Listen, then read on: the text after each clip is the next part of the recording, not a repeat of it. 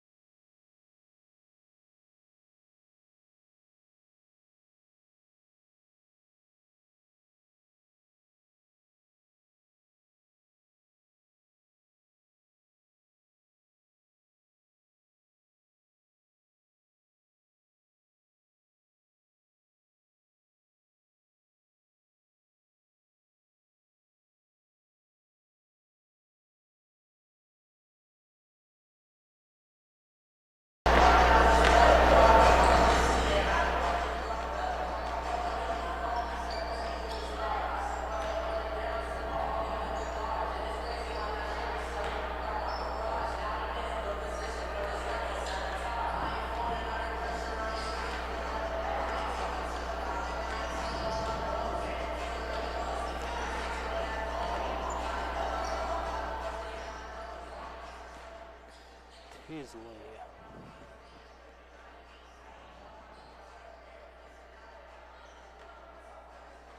Senior. Freshman. Sophomore. Senior.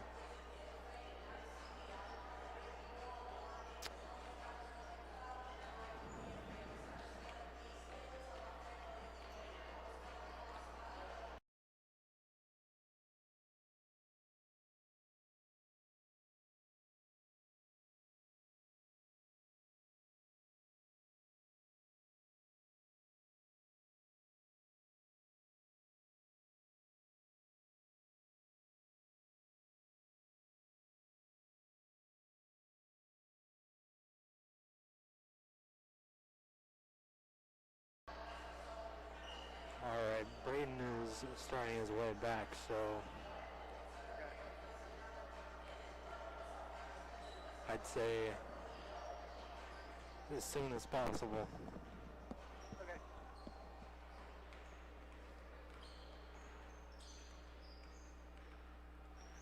Here's the roster if you don't have them written down good enough. I'm good. Alright.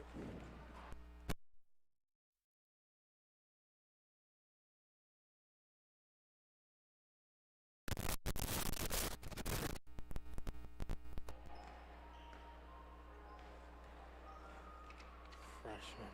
All right. 10 seconds.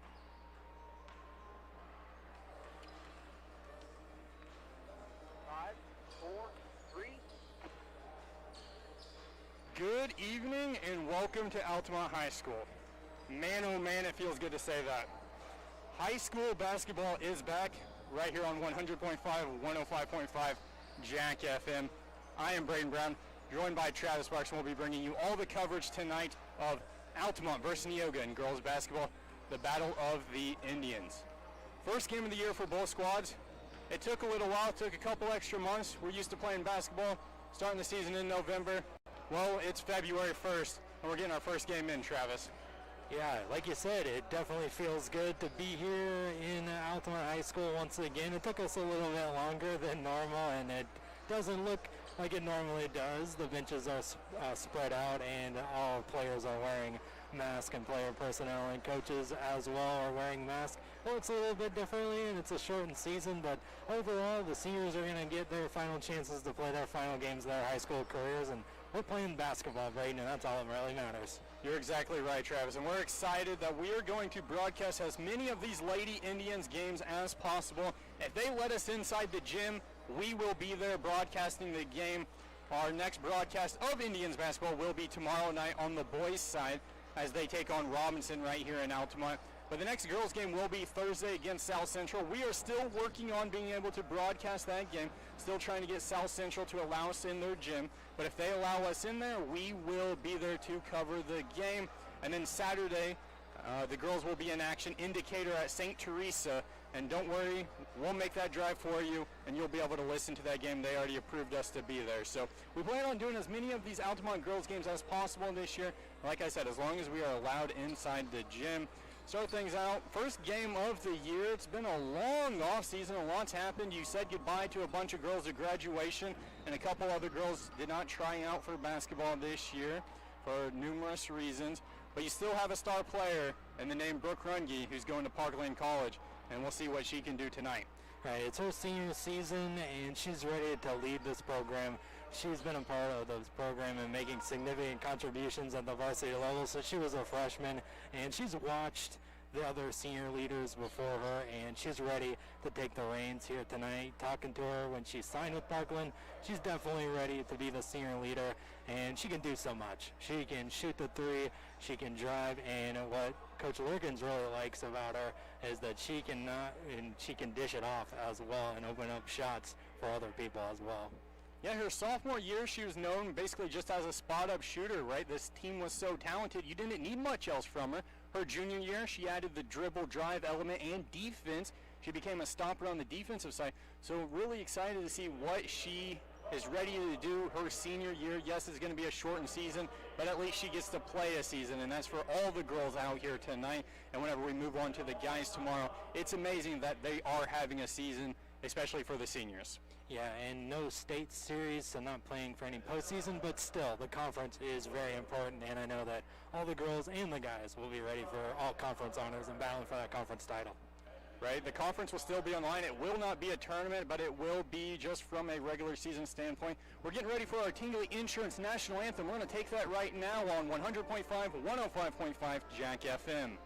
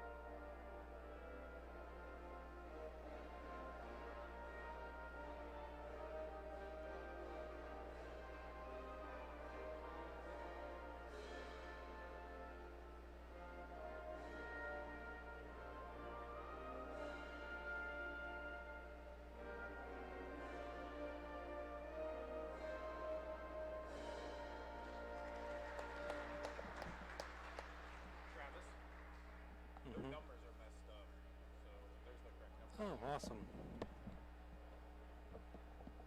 At this time, because of the 30 seconds.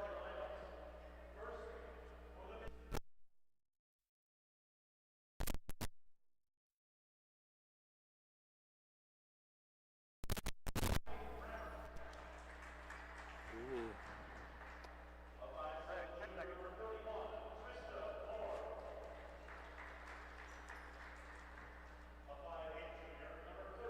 5, 4, 3.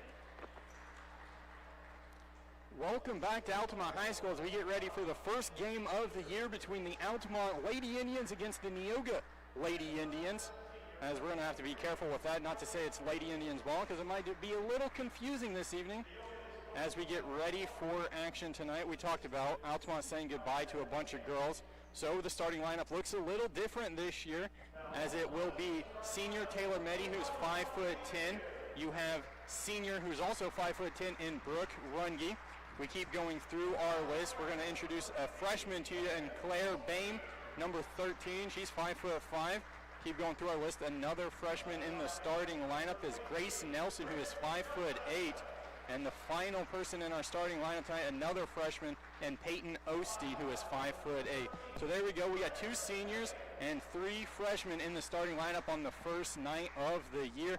We slide things over and we look at the starting lineup for the Neoga Lady Indians. It is going to look like this. It'll be senior Kylie Phillips, who's 5'7". Audrey Rampert, 5'10", senior. Also starting, it will be junior Avery Fearday, who's a junior. Trista Moore, junior, who's 5'7", and then a sophomore in Sydney Richards, who is 6 foot tall. So we look at these just from the height standpoint. They do got some height over there at Neoga. Altamont 27-7 last year. Neoga was 16-16 last year. Altamont picked up the win whenever these two teams squared off. Yeah, and if you look at this Neoga Lady Indians, they're very junior heavy, sophomore, freshman, only 2 seniors on the squad, so they're very underclassmen. And this is one thing that is the weird thing about high school basketball, is no jump ball. No jump ball this year, as the possession always belongs to the away team to start a game. And we're ready to play basketball as Phillips has it in the backcourt, brings it up, being guarded closely there. And now they throw it over into the corner. That's going to be picked up by Richards, and there's going to be a travel. Our first turnover of the game is going to go against Neoga. It took 10 seconds, Braden, but we're into our first contest and we have a turnover. You figure that might be a little bit more than normal too with the turnovers here the first game of the year. As the ball's brought up the floor by Altamont, they get it over to Miller. Miller double team comes over, and that's going to be Runge, and then they look to throw it down low to Meddy. Meddy goes up strong over to Runge. Runge goes up strong and cannot get the shot to go, so that's going to be a missed shot by Runge. Quickly the other way goes Neoga. They save it from going out of bounds, but it's saved by Altamont, so now they're looking to push. Going up the floor are the Indians. Get it into the corner. That is Bame. Bame now over to the left wing. Now they bring it up top. Restart things. Do the Indians as they dribble back out to the half-court line. Now they go across court. Throw it down low. Do the Indians as it is Meddy. Meddy has the ball stolen away when she's looking to pass, and now Neoga going the other way. It's going to be a baseline shot. It's going to be good, nothing but net. First points of the season are going to belong to Rammert, and that gives the Neoga the 2-0 lead. So Grace Nelson bringing the ball up the floor. Now they bring it across half court, and they look to set up their offense. Does Altamont. Looks like maybe a 2-3 zone being employed by the Neoga Indians. Still dribbling out on the perimeter. They look to drive. The ball's nearly stolen away, and it's going to be picked up as they cross half-court line. It's saved by Altamont. Into the corner. It looks to be a dribble drive, but they're going to say she walked with it, and that's going to be a turnover and goes against Runge. Yeah, that's the second Altamont turnover here early on, and the first substitution of the game as well. As is going to be Altamont extending the full court pressure now, as Phillips has it, crosses half court. As she's picked up, as she dribbles over on the left wing, now she dribbles back up top. She picks up her dribble, now she's in trouble. She needs someone to come towards her. No one is, and now they get it over to Rammert. Rammert looking to dribble, drive, gets down low, throws it out for a 3. Now no. Dribble, drive, back to Rammert, down low, and she gets 2 points to go, so now it's 4-0. Yeah, Rammert just found herself alone down in the post. A nice dump into her. She's got the first 2 points, or first 4 points for Neoga. As the ball's brought up the floor, they get it into the corner. Does Altamont. As it's Meddy with it. Now she gets it up top to Miller. Miller's going to be fouled, so we're going to have a foul against Neoga. Looks like that's going to go against Fearday. That's the first foul of the game for Neoga, and the first foul on Avery Fearday. We're going to have to keep track of your own fouls because they're not putting up on the board today, Travis. Runge has it, looking to dribble, drive, gets to the free throw line, and there's going to be a foul as she's driving. It's going to go on Richards. They're going to give it on Raymond. So we're going to get a substitution, second on Fear Day, so that's going to bring in Hatton for the first time for Neoga. It's going to be Mehdi underneath her own basket, over to Runge in the corner. Throws it up top to Miller. Miller left wide open for a three. Nothing but net. It's good. First points of the season for Altamont belong to Remington Miller. There you go. Remy makes the three to get the first points, and that's what you're going to want to see from Miller this season, is more knock those open looks down. Actually, he's going to be more of a focal point of the offense, and we're going to get a travel, so that's going to be another turnover against Neoga. Yeah, I got them down as three here early on, Braden. Not a great start. You played 3 minutes. You got 3 turnovers. As it's going to be Runge bringing the ball up court. She crosses half court, and it is Richards waiting for her. She looks to dribble, drive, stops, and now she throws it back up top as they get it over to Nelson. Nelson over to, looks like it's going to be Osteen. Osteen dribble drives, can't get the layup to go. Now they give it back up top to Miller. And then it's going to be Nelson driving towards the basket, throws up the shot, banks it in, and it's good. That's going to be 2 points for the freshman. Yeah, nice little bank layup there, and Grace Nelson's first 2 points of her high school career. And now it's going to be Hatton, dribble, drive. Now she throws it down low to Ramert. Ramert throws it back up top. Now they're playing pitch and catch on the perimeter as they get it over to Richards. Richards going to have the ball stolen away. Another turnover by Neoga. Grace Nelson one-on-one. Gets the layup to go. 2 points for Grace. Gets her 4 now. Points off turnovers and turning a turnover into a transition layup for Grace Nelson. And she has 4 points now. As Hatton has it, dribble trying to get towards the basket. It's going to be a dribble handoff, and is going to be going towards the basket is Rammer, and she's going to draw the foul. So she's going to get 2 free throws for the work. With 3:55 to go in this first quarter, Altamont leads 7-4. First foul of the game is going to go against Mehdi. Yeah, that's her first, and there's a timeout on the floor. And that is going to be one of our first new rules of the season. It's going to be our under 5 kind of breather timeout because the players have to wear masks. So we're going to take 30 seconds real quick on your home for Altamont Lady Indians basketball, Jack FM 100.5, 105.5. All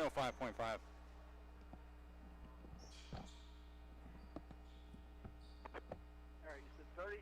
Yep. All right. What's that new rule? Are the players wearing masks?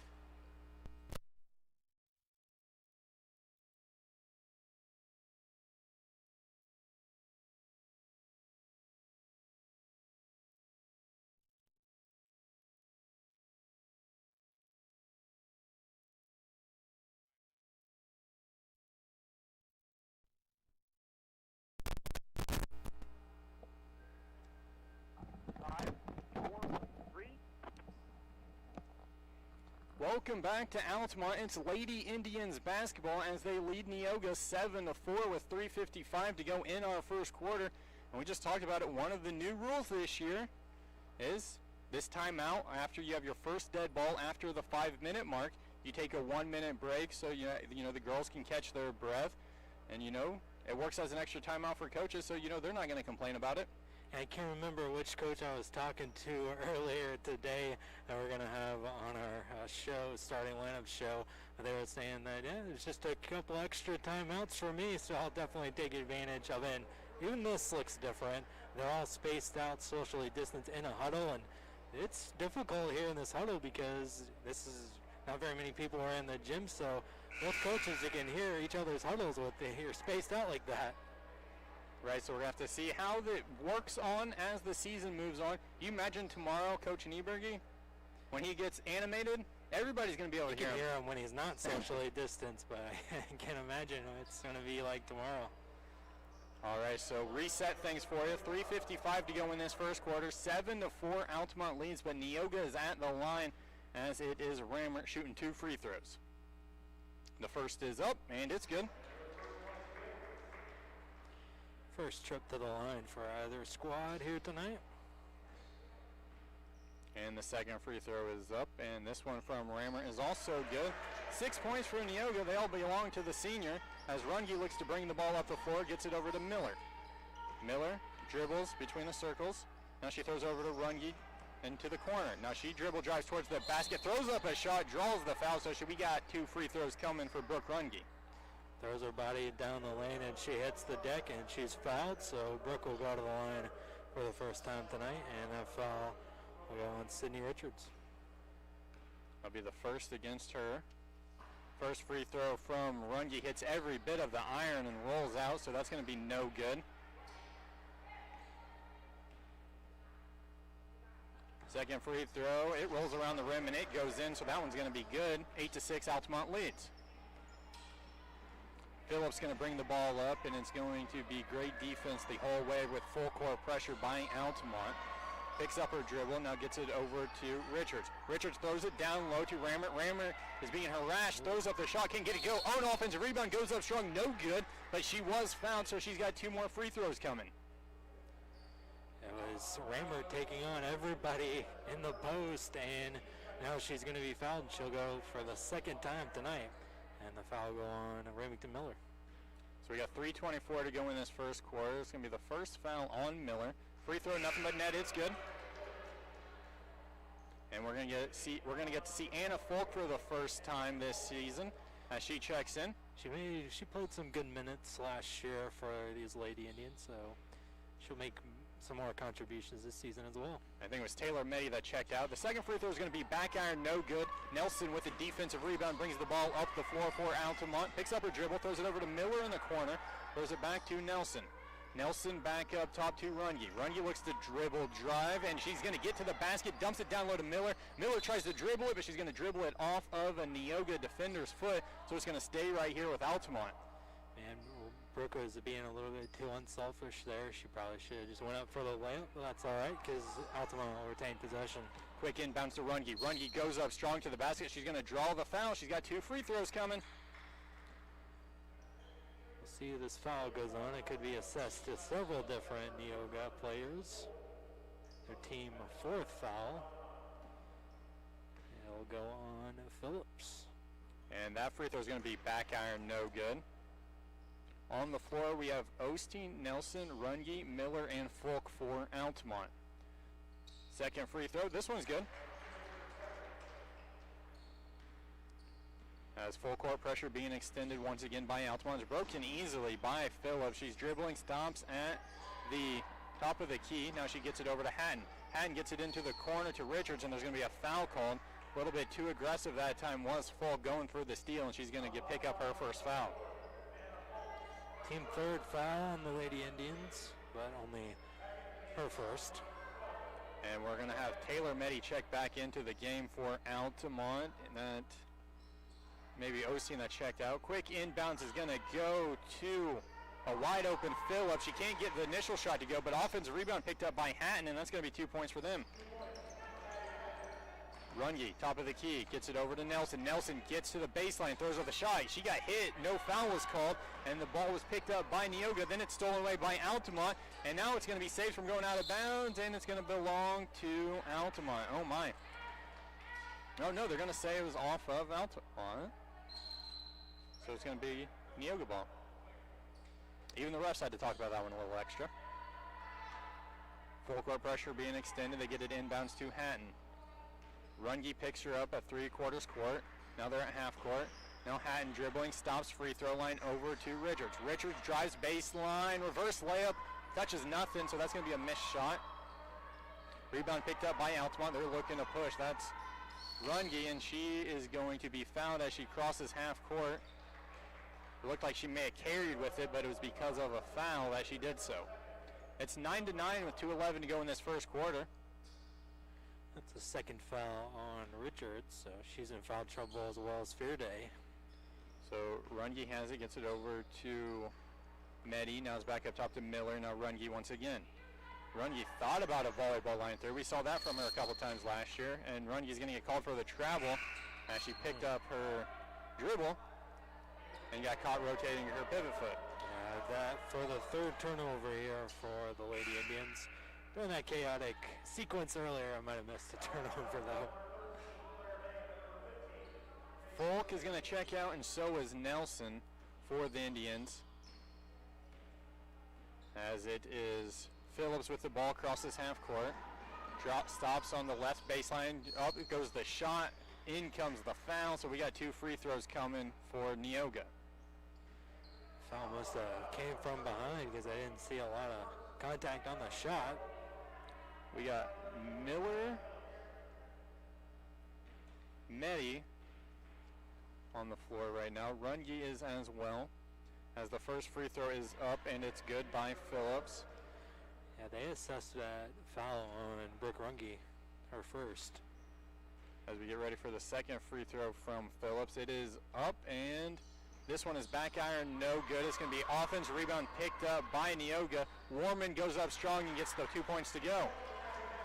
You got to box out on your free throws, and Neoga was able to take advantage of the second chance opportunity. Left wide open for the 3, touches nothing that time, as it was Bain that threw up the shot and couldn't get it to go.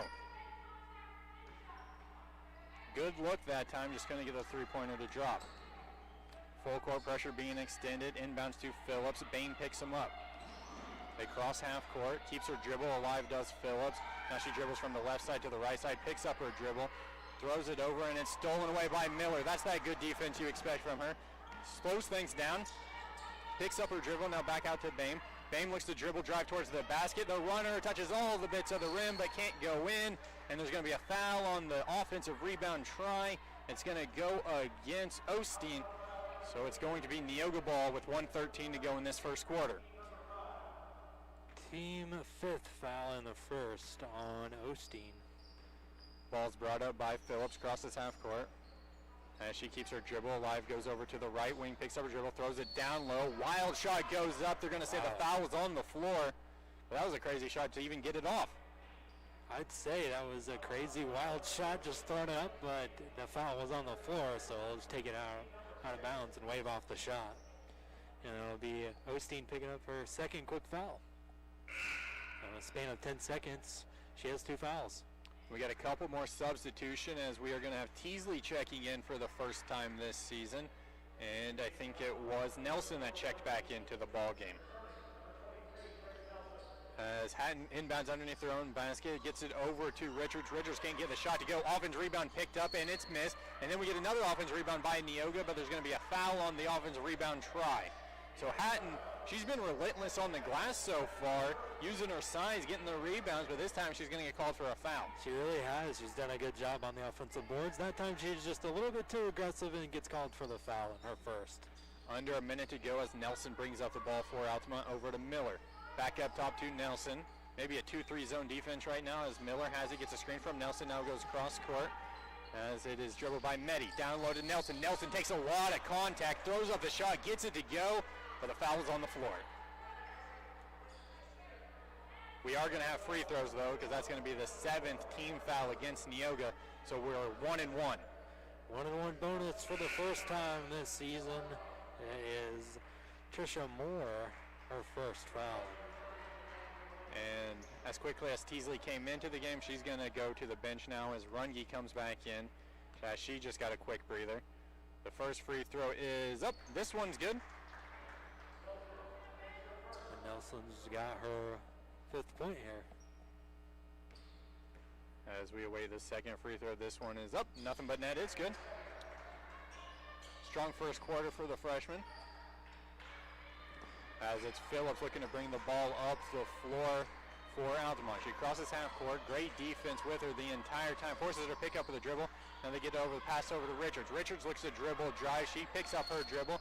And they nearly have the steal, but it's going to be a foul called. So that's going to be the 7th team foul against Altamont. So now we got free throws on this end. Yeah, being too aggressive there on Altamont. They almost got away with the steal, but unfortunately Taylor Medi is going to pick up her second foul. So she joins Peyton Osteen with 2 fouls apiece in foul trouble. And Remington Miller is going to check back into the ball game, so Medi can sit on the bench with her fouls. First free throw is up. This one's nothing but net. Good from Rammert. So that extends their lead 13-11 with 25 seconds to go in this first quarter. Second free throw is up. This one is also good. 14-11 now for Neoga. Runge brings the ball up court over to Miller. Miller dribble, drives baseline, gets to the rim, has her shot blocked, but there was a foul. Yeah, Yeah, I heard that contact all the way up here, slapping her hand on the layup, and Miller will go to the line for 2 shots. Rewarding her aggressive drive there. As Katie Lurkins thought this first game was going to be filled with fouls and turnovers, and we've seen a lot so far as Miller missed the first free throw. It was a shooting foul, so she does get a second. This one is every bit of the rim and bounces out, picked up by Rammer, so she goes 0 for 2 that time as Hatton has it, crosses half court for Neoga. Picks up her dribble, now they get it over to Moore. Moore dribble, drive, throws out the shot, no good. Offense rebounds picked up, and there's a foul called. And that's going to go on Altamont. A wild shot there by Nelson, but Neoga gets the offensive rebound, and now they're going to be shooting free throws. Yep, that's the 8th team foul against Altamont. And that is the second one on Remington Miller. So she joins Osteen and Meddy in foul trouble with 2 fouls. And Warman's at the line for 1-and-1 free throws here. First one is up, it rolls around the rim, no good. Picked up by Runge, 4 seconds, 3 seconds. She throws up a volleyball line 3, and they're going to say she traveled. And I think that's how we're going to end the first quarter. Yep, that's how the first quarter ends. Altamont trails 14-11. It's Neoga lead.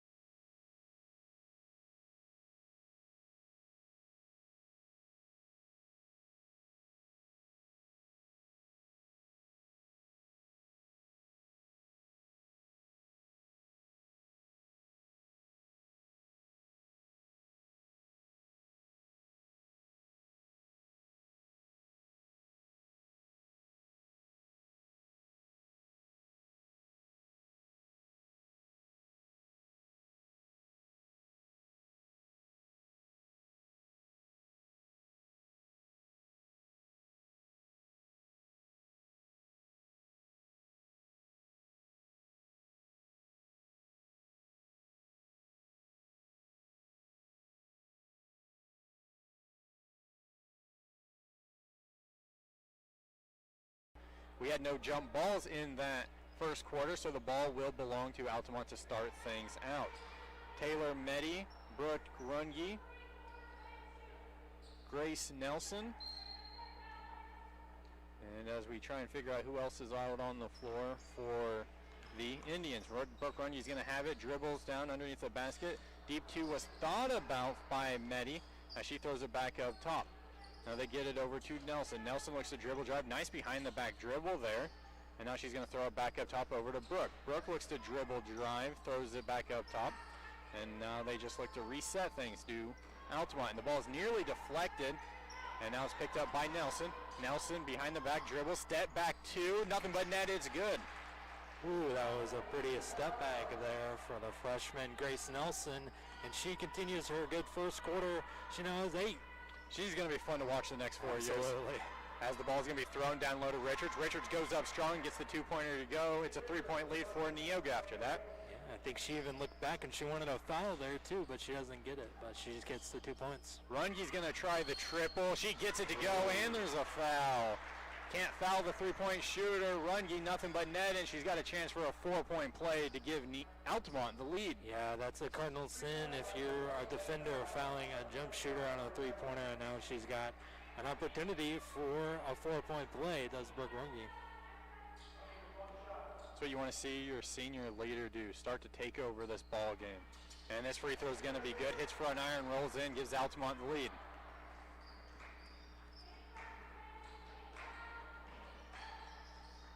As the ball's going to be Richards down low. She picks up her dribble. Now it's nearly stolen away. It's going to end up out of bounds, and it's going to be off of Neoga.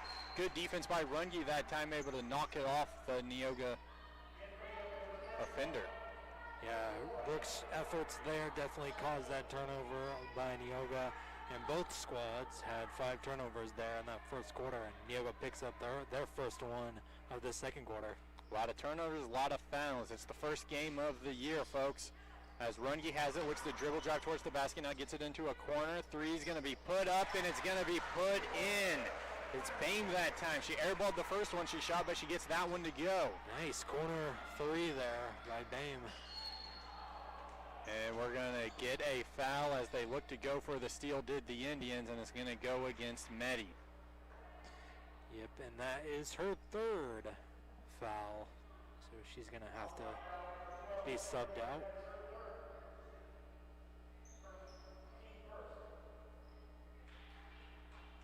As she's going to have to go to the bench with those fouls. And it's going to be Osteen checking back into the ballgame. She's playing with 2 fouls already. And the free throw, 1 and 1. The first one is good from Hatton. Yeah, Neoga was 4 for 8 from the free throw line in that first quarter. And the second one, it's good. So they go 2 for 2 that trip. Quick inbounds to Nelson. Now they get it over to Osteen in the corner. Back to Nelson. Nelson looks to drive towards the basket. Gets it to Runge. Runge goes up strong. Takes a lot of contact. No good. Rebound picked up by Neoga. Hatton crosses half court with ease. Now they throw it over to Moore. Moore's going to try a deep 2. No good. Rebounds picked up by Richards, and she goes up and in. So early on, you can tell you're missing Allison Hardick as you're giving up a ton of offensive rebounds. Yeah, we saw that in the first quarter right now, a lot of offensive boards. And we got the 3 try this time is no good by Altamont. Now they get it over to Runge in the corner. She thought about a 3. Now she dribbled, drives. She throws up the 2-point shot, and she gets it to go. So that time we see Altamont on the offensive glass. Yeah, giving them a taste of their own medicine there. Phillips brings the ball up court, guarded by Nelson, picks up her dribble, looks to throw it down low. Defense is swarming in on the ball, and is going to be a foul against Altamont as they were looking for the steal.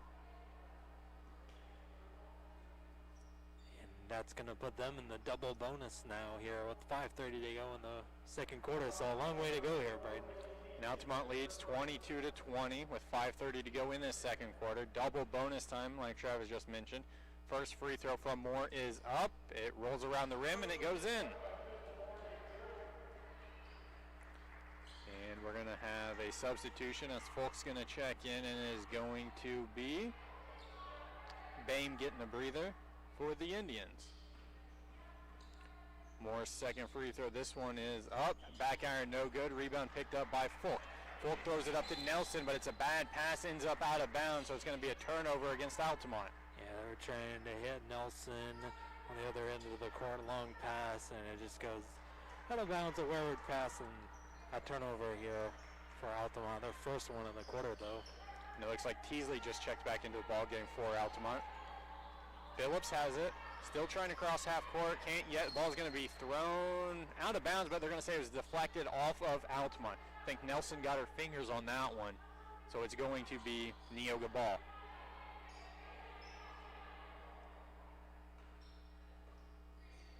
As Neoga looks to inbounds, they throw it inbounds to Richards. Richards looks to drive towards the basket, but there's going to be a turnover as they're going to say she walked. Yeah, both officials were in agreement on that one, and Neoga picks up their second turnover of the quarter. So Nelson crosses half court. She keeps to dribbling, looks to get towards the basket. Defender falls down, gets to the free throw line. It's good. Nice little turnaround shot that time. Yep, she's continuing a great first quarter now into double digits now. Grace Nelson makes another jumper. So the ball's going to be thrown down low to Richards. Richards looks to drive towards the basket and it's stolen away by Runge, but then they're going to say she walked with it. So they immediately get a turnover, and then they call a walk on Brooks, so that gets her ball right back. And that's going to be our first dead ball of this second quarter, under 5. So we're going to take a timeout real quick. Altamont leads 24-21 with 4:53 to go in this second quarter on your home for Lady Indians basketball, Jack FM.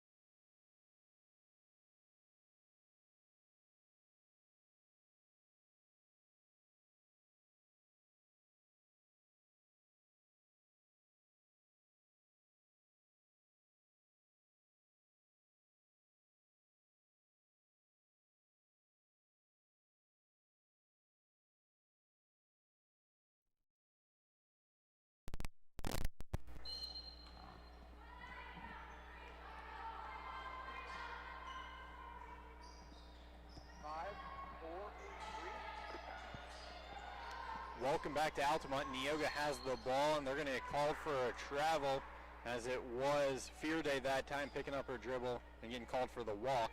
27-24, 2:50 to go in this second quarter. Runge's going to bring the ball up for Altamont, gets a screen from Nelson. Now they get it over to Brummer, who just checked in for the first time. Bounce pass down low to Medi. Now back up top. Now it was Osteen over to Runge. Now Nelson has it. 3-point shots by Bame is going to be short. Offense rebound is going to be battled for, and Runge's going to end up with it on the floor, but then it's stolen away. Then now Runge has it again, and we're going to get a tie-up. It's good to see your senior get on the floor trying to keep a possession alive. Oh, yeah, and the referees just kind of letting that go for a little while until they couldn't no more. And as a jump ball, the likely alternate possession arrow goes to Altamont. Osteen inbounds to Nelson. She tacks, drives to the basket, can't get the shot to go. Offense rebound by Brummer. Her shot's going to be blocked, and it's picked up by Neoga. Richards has it, brings the ball up to the floor, gets it over to a wide open 3-point shooter as Phillips can't get it to go. Rebound picked up by Runge. Quickly to Nelson. Nelson one-on-one, gets to the basket, draws the foul and gets it to go. And one opportunity as Nelson's going to the free throw line. Finishing with the contact, going strong to the rim is Grace Nelson, and she's going to be rewarded for aggressiveness, and she'll go to the line for the and one. And we got a 30-second timeout. Since it's just 30 seconds, we'll keep it right here with 2:08 to go in this second quarter. It is Neoga leading Altamont 27-26. Travis, it's kind of what you would expect out of the first game of the year. Both teams trying to feel each other out. It's a back-and-forth game, a lot of turnovers, a lot of fouls. Yeah, this is what is like when it's normal. Is a lot of fouls, a lot of turnovers. First game of the year, first time in many, many months you're out here in live action, and so you're not surprised by it. And you know, Neoga, they've been doing a very good job here tonight, especially on the offensive boards here this evening, and that's why they have a 1-point lead. That's why they're in front, really, because both teams are fairly close in turnovers too. As it's Nelson at the free throw line looking for that and one opportunity. Front iron, no good. Can't tie the game there. As Richards has it, brings the ball up the floor for Neoga. Throws it over to Fear Day. Fear Day down low to Moore. Moore gets the shot to go. That extends the lead, 29-26, under 2 to play. It's going to be quickly the other way to Bame. Bame can't get the shot to go, gets her own offensive rebound. Now Runge has it. Runge over to Brummer, back up top to Nelson. Nelson looks to dribble, drive, goes at 2 defenders, gets the shot to go, and it's going to be 29-28. Yeah, she split a pair of defenders there for another layup for Nelson. As quickly the other way goes Neoga. Richards throws it back up top to Fear Day. Fear Day looks to dribble, drive, now back up top to Phillips. Phillips dribbles over to Moore. Moore on the left side of the floor, and she thought Richards was going to cut out towards the 3-point line. Richards kind of moved towards the basket, and the ball ends up out of bounds. Another turnover by Neoga, and Brummer's going to get a breather, and Folk's going to come back into the game. That was one of those situations where I thought you were going to go this way. No, I was going this way, and that turnover for Neoga. That's their 5th in the quarter. As they get over to Bame, she's going to try a 3, no good. Rebounds picked up by Nelson. Nelson attacks the basket, draws the foul, and gets it to go. Another and one opportunity here for Grace Nelson, and another second chance opportunity. It's 30-29, 1:03 to go in this second quarter. Altamont takes the 1-point lead and has a chance to grow it to 2. The free throw, this one's going to go halfway down and out. Rebound picked up by Neoga. Hatton crosses half court, gets it over to Phillips. Phillips starts to dribble as Runge draws her, and it's going to be thrown down low to Rammer, and she got poked in the eye or something, and she loses the ball, and it's going to stay with Neoga. Yeah, she definitely got inadvertently hit in the face there and momentarily lost the ball. Luckily for her, it was the last touch by Altamont. As they get the ball down low to Richards. Richards double team comes on her, and she still gets the shot up anyway. Double team, she doesn't care. She throws up the shot, and she makes it. And that's her 8th point in the quarter.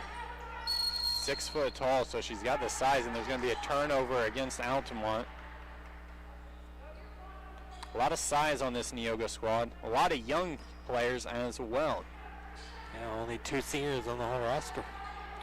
Ball's going to be brought up and thrown over to Moore on the left wing. She starts the dribble. Now gives it up top to Hatton. Hatton dribbles on the right side of the floor, guarded by Nelson. Now she picks up her dribble, and the ball's going to be stolen away by Folk. Nelson looking to go the other way. One-on-one, gets to the basket and gets the layup to go. Phillips decided not to contest the shot, and they're able to get it to go with 5 seconds to go. Quickly the other way goes Neoga. Can't get the shot to go, and it's going to be Runge trying to throw up a prayer, but she can't get it off on time. So after 2 quarters of play, as we get ready for halftime, Altamont has the lead, 32-31. We're going to take a quick timeout, and we'll get the stats from Travis from that first half. Stick around as Altamont Indians basketball continues on 100.5, 105.5 Jack FM.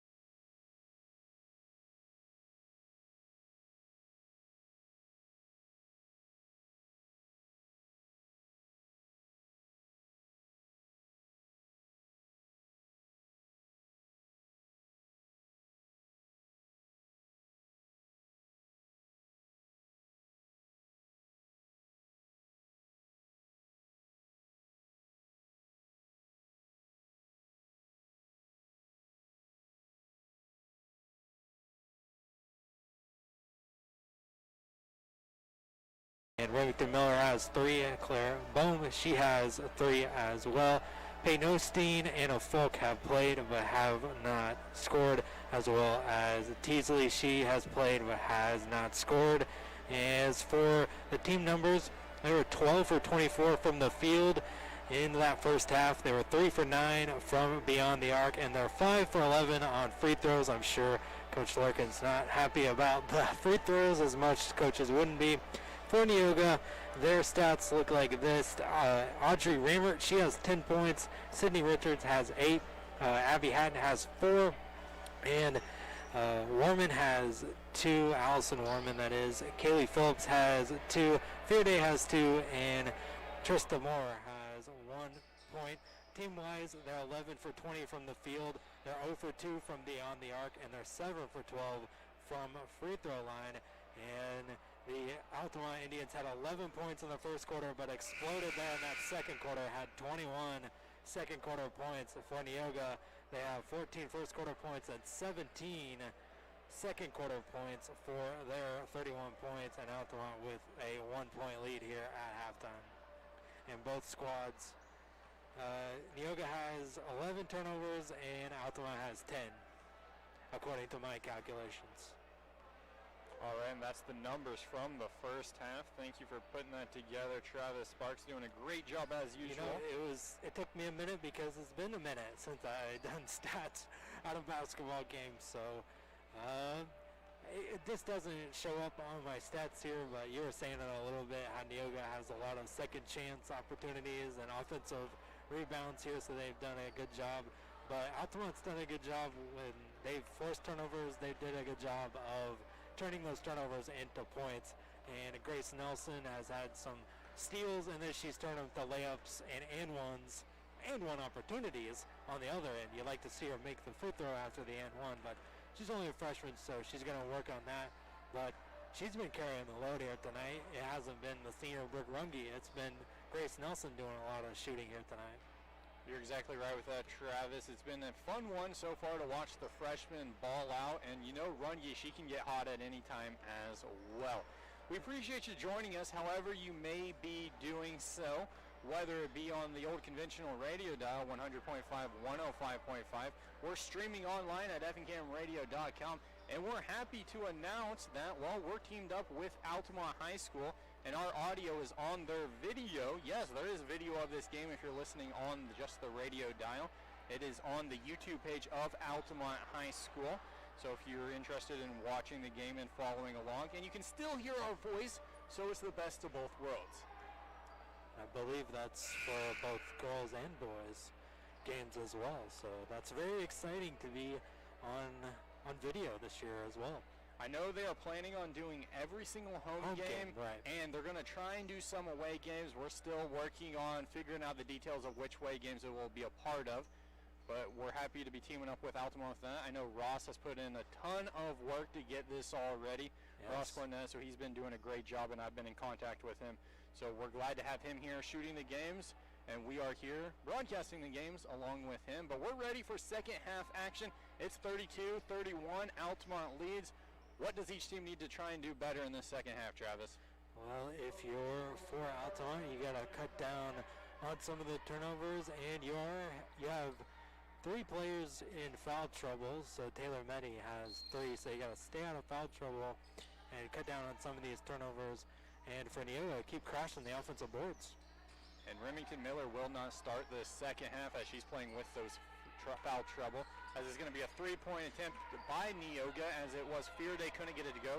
Runge, defensive rebound, clears it, throws it down low. Shot's going to be up, and the layup is good by Nelson. 34-31. Yeah, now she has 20 points in the game. As it may be a zone defense this time by Altamont. They look to get the ball down low. Osteen, I thought it was good defense, but no, the foul's actually going to go against Meddy, trying to reach in there and go for the steal that time. And that's her 4th. So now she's going to basically have to play the rest of the game very careful of fouling out. That's why Folk's coming back in. Yep, and it looks like maybe a 2-3 zone defense by Altamont. The ball's quickly going to be inbounds now. They get it down low to Rammer. Goes right through her hands, though. Folk with this steal.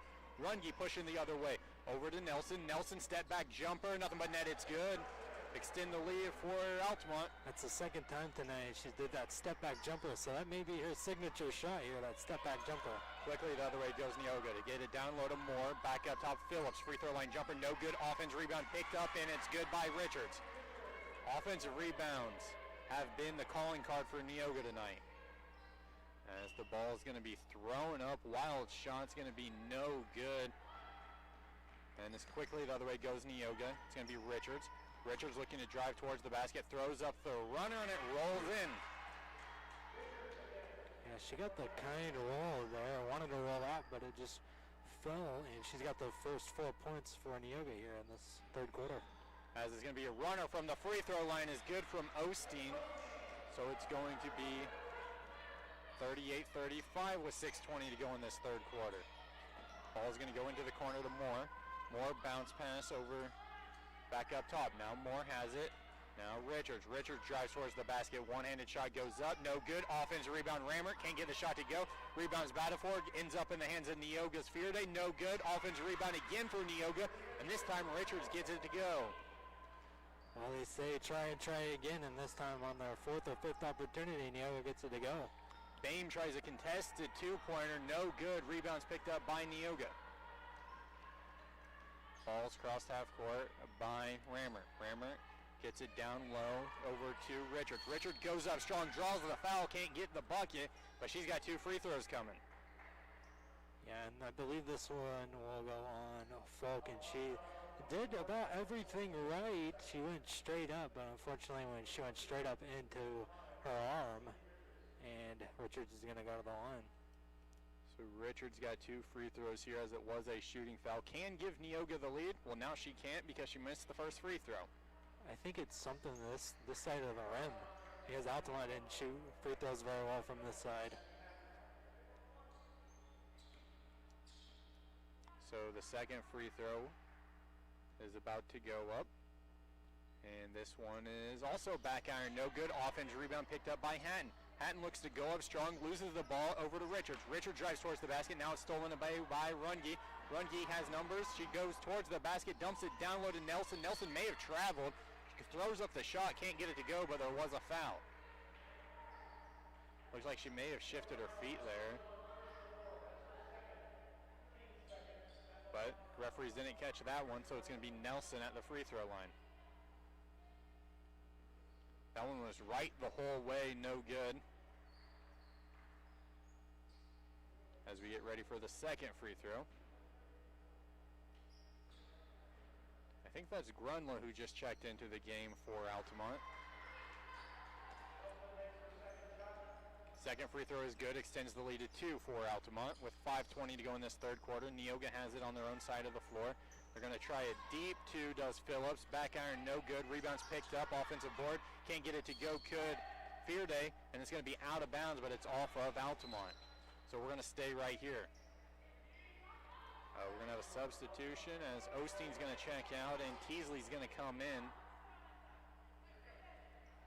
It's going to be Fearday triggering underneath her own basket. Quick inbounds to Phillips.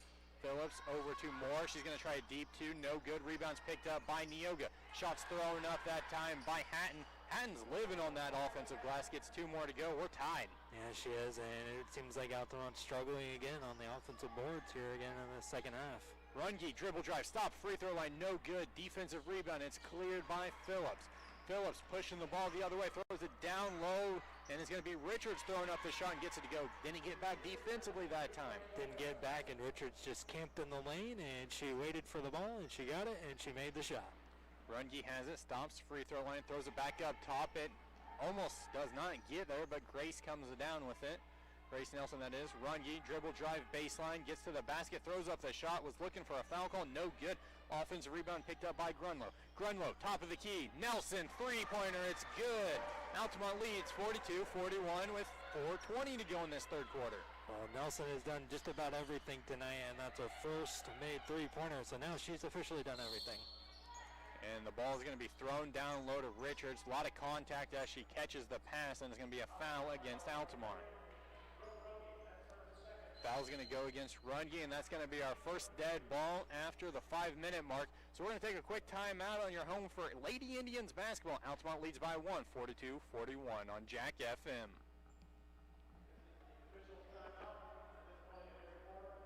How long you want? Say 90?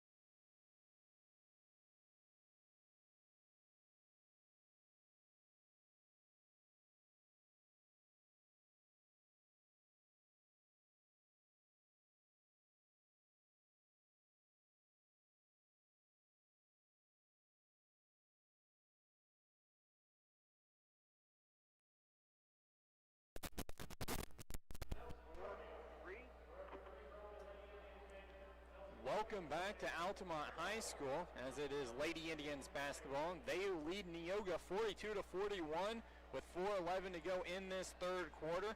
Later on this week, speaking of more basketball, Tuesday night, tomorrow night, the boys will be in action. We'll have that game for you right here on Jack FM as they take on Robinson. On Thursday night, the girls will be at South Central. We're still working out the details if we're going to be allowed to broadcast that game. Hopefully we will. If we're allowed to, we will be there.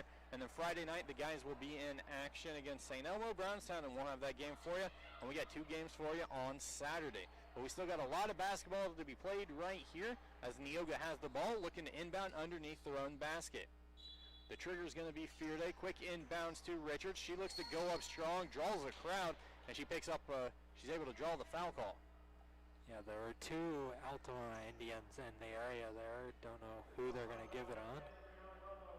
They're going to give it on Grunlow. It's only her first. Yep, Grunlow's played sparingly so far. Richards' first free throw is nothing but net. It's good. So we're tied again. It's 42-42, 4:08 to go in this third quarter. As we await the second free throw. It is up, and it is back iron, no good. Rebound by Nelson. Nelson quickly looking to go the other way. Looks to pass the ball over to Folk. Saves it from going out of bounds, but it throws it right to a Neoga Indian. Quickly goes Hatton over to Richards. Richards down low to Fearday, and Fearday gets the baseline jumper to go. So Neoga leads once again 44-42. Yeah, Fearday's been filling up the stat sheet here in this third quarter. Quickly the other way, Folk is going to try a 3, but they're going to say she traveled before she got the shot off. That is only the second turnover for Altamont in this quarter. As quickly the other way goes Neoga. They get it inbounds to Richards. Richards couldn't get the easy shot to go that time. She was left wide open at the free throw line. Runge looking to break the pressure across this half court. The ball's nearly stolen away. It's going to be deflected off of Richards and out of bounds. It's going to belong to Altamont. Yeah, good active hands by Neoga and just tipping it out of bounds. But active hands in the passing lanes for Neoga right now. And Bame's going to come back into the game, and so is Brummer. As it's going to be Runge, gets it back out top to Bame. Bame's going to try a 3, no good. Picked up by Runge. Runge gets it on the baseline to Grunlow. Now it's back up top to Nelson. Nelson right wing. Now she dribbles to top of the key. Throws it down low. Dribble, drive towards the basket. There's going to be a blocking foul as they look to make their move towards the basket. Did Bame. She's going to be the trigger underneath the basket. We're going to get a substitution for Neoga. We're actually going to get 2 substitutions, and so is Altamont. They're going to make a change as well. Yeah, Raymer has 3 fouls, so she's going to have to check out for Neoga. Quick inbounds pass is picked up by Nelson in the corner. Now back up top to Osteen as she just checked back into the ballgame. Runge has it, dribble, drive over to Nelson. Corner 3, no good. Rebounds battled for, and it's picked up by Runge. Runge goes up strong, draws the foul, can't get the shot to go. but she's got 2 free throws coming. Altamont crashing the offensive boards that time, and Runge's rewarded for it as she's going to go to the line for 2. Has a chance to tie up the game here. That first free throw left the whole way, rolled around the rim, and went out. That's okay because she's usually pretty good on her second attempt. At least in the first quarter, it was miss the first, make the second. Second free throw. This one is also missed. I jinxed her. Rebound picked up by Nelson. Offensive board, goes up strong, draws the foul. We got 2 more free throws coming. So Nelson's going to have an opportunity to tie this game as it's 44-42, 2:52 to go in this third quarter. Nelson says, that's all right. I'll just try if my opportunity is at 2 free throws. And this first one, nothing but net, it's good.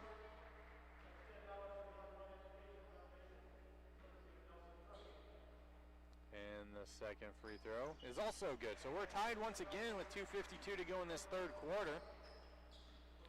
Inbounds pass to Phillips. Nelson's waiting for it at half court. They cross half court with a pass to Fearday. They look to get it down low to Hatton. Hatton goes up strong, ball's deflected around, ends up in a Neoga girl's hands. That's Moore. Moore throws it back up top to Phillips.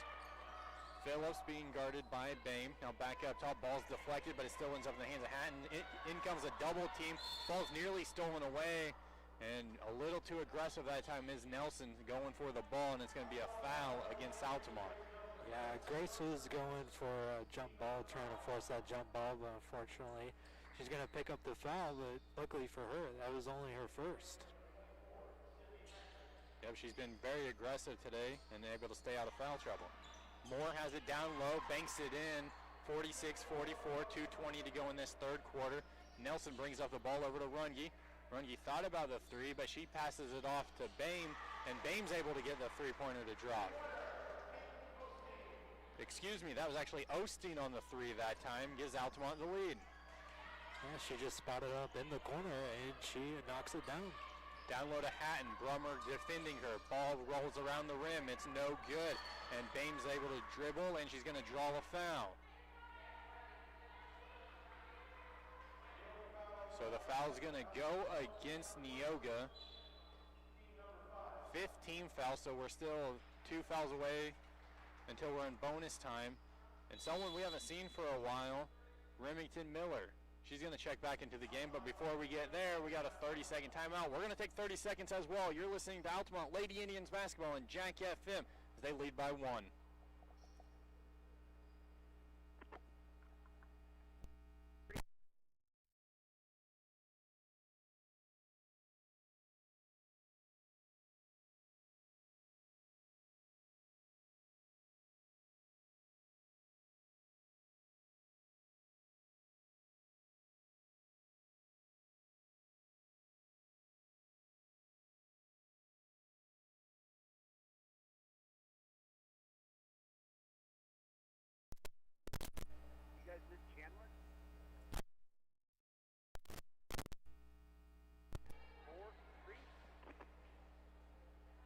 Welcome back to Altamont High School. Altamont leads by 1, and they have the ball with 1:56 to go in this third quarter. It is 47-46, as Remington Miller just checked back into the ball game for Altamont. As it's going to be Runge having the ball in the corner, dribbles, throws it back up top to Miller. Miller looks to dribble, drive. Now they get it over to an open three-point shooter. That's no good that time. Rebounds battled for, and it's going to be out of bounds. That three-point attempt was attempted by Bame, and it's going to be out of bounds off of Altamont.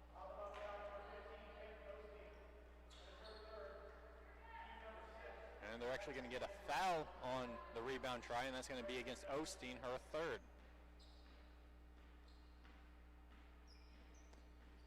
So you got Taylor Meddy with 4 and Osteen with 3. The only girls that are in foul trouble right now for Altamont. Moore has it at the volleyball line now over to Hackman. Hackman now down low to Hatton. Hatton throws it over to a two-point shooter. That's going to be Phillips with the try. No good. Gets her on rebound. Goes up strong. Draws the foul. She's going to the free throw line. We've only had 2 free throw. Well, now there's 4 opportunities. They're only 1 for 4 tonight here in the second half is Neoga. Phillips at the line. First free throw, back iron, no good. You talked about maybe it's something about these rims on this side of the floor. Maybe it's having to look up and see us. That could be a possibility, that's for sure. 47-46, 1:16 to go. The second free throw is nothing but net, so we're tied again at 47. Nelson's going to bring the ball up. Gets it over to Miller, right wing. Now she looks to dribble. Drive pass is going to be stolen as she's looking to hit Runge. That was Moore on the steal. She breaks the pressure, gets it across half court to Phillips. Phillips on the baseline, picks up her dribble, now over to Hatton. Hatton down low to Warman. Warman loses her dribble for a second, but she's able to save it, and they get it over to Hackman. Hackman over to Moore up top, now over to Phillips. Phillips looks to dribble, drive, stop, free throw line, runner, it's good. 49-47. She literally just threw that up at the rim and hoping that it went in, and it did. Quickly the other way goes Altamont. They try the three, does Osteen, no good. Rebound is going to be picked up by Neoga, and they're quickly going the other way with 30 seconds left. Phillips towards the basket, goes right at Bame that time, and she's going to get called for the travel. I think there could have been maybe an offensive foul as well. Yeah, take your pick there. They could have had a charge there. So luckily for Phillips, it wasn't. It's just a travel. But I have that as Neoga's third turnover of this quarter. Well, it's better than what they saw in the first half. Nelson has it over to Runge. Runge, dribble, drive, baseline. Pass is going to be nowhere because there's a travel. I haven't really been keeping track of how many traveling calls have been called on Brooke, but more often than not, if she's had a violation, it's been a travel or a carry. There's at least 3 travels on her, and I know at least 1 carry. At least. As quickly the other way, Hatton has it, nearly throws it away, but it ends up in the hand of Phillips. Phillips to Moore in the corner. She looks to drive baseline. Runner is up with 5 seconds left. No good. Offensive rebound picked up by Neoga. Banks it in, does Hatton. And that's how we close our third quarter. Neoga leads by 4 as we get ready for the final 8 minutes of this game. 51-47 as we take a quick timeout. Stick around. The fourth quarter's to come on your home for Lady Indians basketball, Jack FM.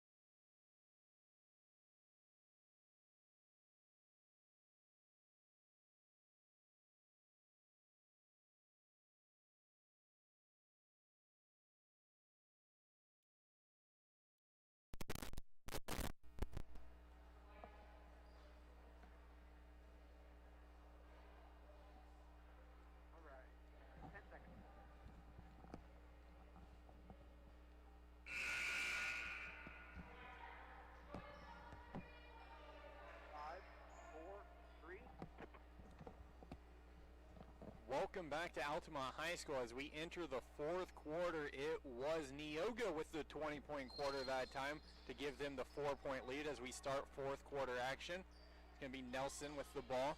Gets it over to Medi. Medi checks back into the game with those 4 fouls, and she's going to throw the ball away looking for Runge.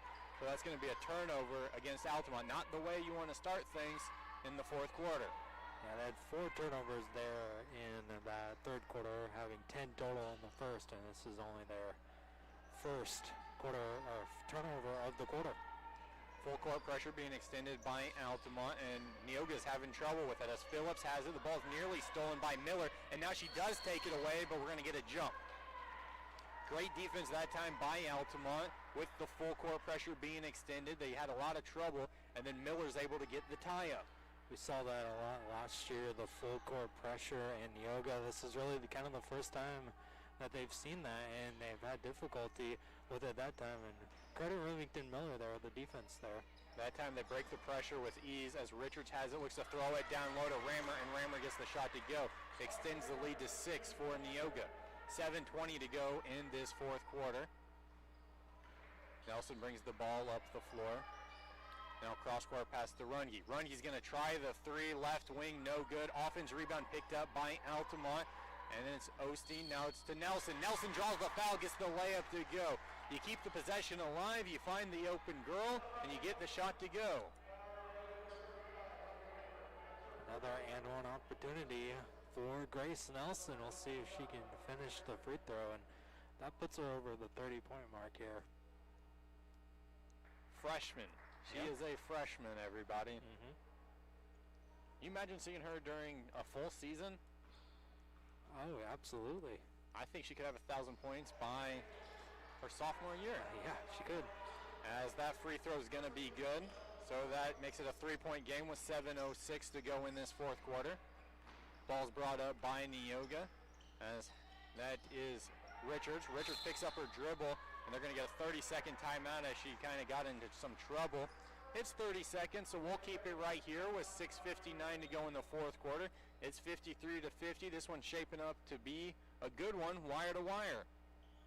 Yeah, now Altamont is going to, it seems like, start the fourth quarter extending the full court pressure. We'll see how Neoga can handle it. And that when you do that, extend the full court pressure, that opens up the door for more turnover opportunities. And so there, hopefully you can get some more turnovers and can finish those turnovers into points. Right, one of the best ways to do it, if you can get that steal and then an easy run out the other way, that's pretty easy than having to set something up in your half-court offense. Speaking of half-court offense, that's where we are at with Neoga right now. As it is Phillips, Richards, Rammer, and Moore, and Hatton on the floor for Neoga. As Folk checks back into the ball game for Altamont. They get it over to Moore. Moore has the top of the key, guarded by Nelson. Bounce pass over to Phillips, guarded by Miller. And it looks like maybe a 2-3 zone defense, and it works because they're able to steal the ball when they look to get in the middle of the zone. Nelson attacks the basket, draws the foul, and gets it to go. That her fourth and one opportunity. Definitely her fourth or fifth one, and she converted the one last time. We'll see what she does over here. But again, points off turnovers here for Grace Nelson here, and she'll get the free throw to tie the game, possibly. And we're going to get Folk getting a breather as she helped with the steal last time. They were on the defensive side, but she's going to get a breather now. Free throw is up, and this one's good by Nelson, so we're tied with 6:41 to go in this fourth quarter. 17 fouls on each side, so we got bonus free throws coming next foul. Full court pressure being extended by Nelson. They're able to break the press, get it to Hatton on the baseline. Now it's going to be to Fearday. Fearday throws up the shot, no good. Offensive rebounds picked up. Now it's going to be in the hands of Richards. She gets the shot to go, and she's got an and-one opportunity as she gets the layup. Yeah, why does Altamont have all the fun here with the and-one opportunities? So Richards gets involved here, and so see if she can convert on the free throw and give Neoga the three-point lead right back. That's going to be the fourth foul against Runge, so she's going to have to go to the bench now with 6:24 to go in this fourth quarter. Free throw is going to be up, and it's no good. Rebounds battled for, and there's going to be a foul against Neoga as it was Bame trying to sky high for the rebound, but it's going to be a foul, an offensive foul. Yeah, and that's going to go on Fearday. That is her fourth foul, and I believe we're in 1-1 bonus here, so Bain will go to the line for 1-1. And with those four fouls, it's going to be a substitution as Fearday is going to have to check out. 1-1 free throws. You make the first one, you earn the second. It's up from Bame, and it's no good. Rebound picked up by Neoga, so can't capitalize there, can Altamont. As they're able to break the press as they get the ball to the free throw line, but then Richards never has a handle of it, and it's stolen away by Altamont. Ends up in the hands of Medi. Now over to Nelson. Right wing three, dribbles into it, and it rolls around the rim and out. Picked up by Neoga, and it's going to be being a little bit too aggressive that time was Osteen, and she's going to get called for the foul. Fourth foul against her, and now we're going to travel all the way across the floor, and we got free throws coming. Yeah, with that last possession by Altamont, Nelson did a good job of catching it in transition. She stepped right into that three, but she just barely missed, but Osteen's going to get hit with her 4th foul. And like you said, we're shooting free throws the other way. 6:03 to go in this 4th quarter. 2-point lead. Check that. 3-point lead after the made free throw by Warman. She made the first. She earns the second. As the second free throw is up. Nothing but net. It's good. Extends the lead to 4. Nelson bringing the ball up the floor for Altamont. Miller has it on the left wing now, and the ball's going to be stolen away as she looked to go across court. Hatton has it, dribbles towards the basket, throws up the layup, no good. Rebound picked up by Neoga. Moore has it, and then there's 2 girls on the floor. Folk gets the tie-up, and the ball's going to belong to Altamont. Yeah, good job by Anna Folk there, forcing the tie-up, and Altamont will get possession back here, trailing by 4 here early in the 4th. Got to get it going here. Yep, 5:40 to go in this 4th quarter. You trail by 4. Nelson brings the ball up the floor. They get over to Folk in the corner, dribble, drive baseline, and the ball is going to be stolen away. It was deflected, ends up in the hands of the Lady Indians, and it's going to be a 3-pointer dropped by Bame. So now it's only a 1-point lead for Neoga. Yeah, Bame, she has a rainbow jumper, and it falls, and it's her first made 3 of the second half. Phillips has it, gets it over to Moore. Moore's going to try a 3 to answer, no good. Miller quickly the other way. Double team comes onto her. She needs some help. Someone's going to have to come here or a timeout. And we're actually going to get a tie-up, so. Yeah, it should be Neoga ball? Should be Neoga ball because we just switched things. Yeah, and Miller got caught in the double team there. She saw a defender in her way. She put on the brakes, and she got forced into a double team and a tie-up. That's costly right there for Altamont. Thought they might call a timeout there since nobody was coming to help her out, but they didn't get it in time. Carey.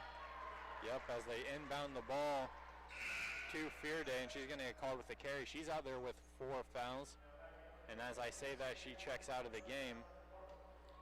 Brooks going to come back in. She's got to be careful with those 4 fouls. And there's Grace Nelson in the backcourt, causing that carry here as she was guarding her one-on-one the full length of the court.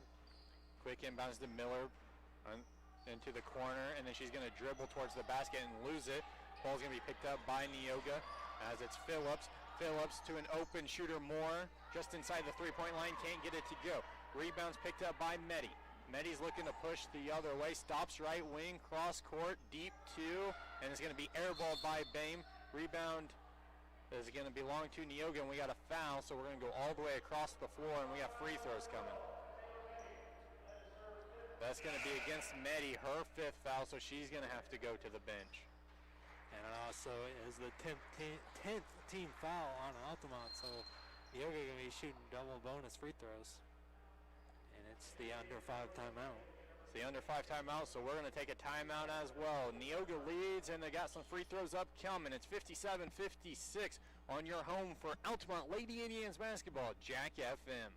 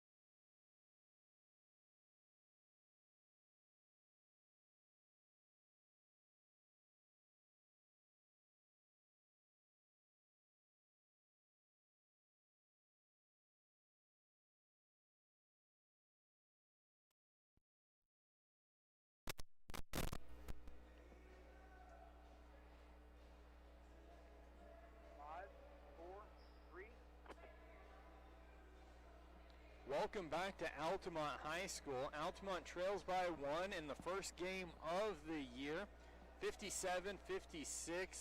Neoga with the 1-point lead. This game, it looks like it's going to come down to a free throw contest as Neoga, they're already shooting double bonus free throws, and Altamont, they're already in the bonus. A couple more will put them in the double bonus. So free throw shooting was probably going to decide the winner tonight, Travis. Yeah, and I like Altamont's chances of going on the other way, but they were 5 for 11 in that first half, and Neoga was 7 for 12. This first free throw during the double bonus is no good. That's Warman at the line. So can't get the first one to go, but hey, double bonus, you get the second one for free anyway. And that one's back iron, no good. Picked up by Nelson. Nelson crosses half court, stops left wing, picks up her dribble, down low, now cross court to Runge. Runge thought about the three, now she looks to dribble drive, pass over to Nelson. Nelson thought about the three, now she drives towards the basket, gets to the rim, but can't get the layup to go. Rebound picked up by Neoga. Everything but the finish that time for Nelson. Yeah, she made a good move to get open, but just couldn't finish. They get it to Moore. And now Moore is able to find Richards back up top. Now she dribbles towards the basket. She throws it over to an open shooter. Phillips, baseline two. It's good. 4 minutes to go in this fourth quarter. 3-point lead for Neoga. Yeah, they just lost Phillips there, and she was too wide open, and she made the easy jump shot.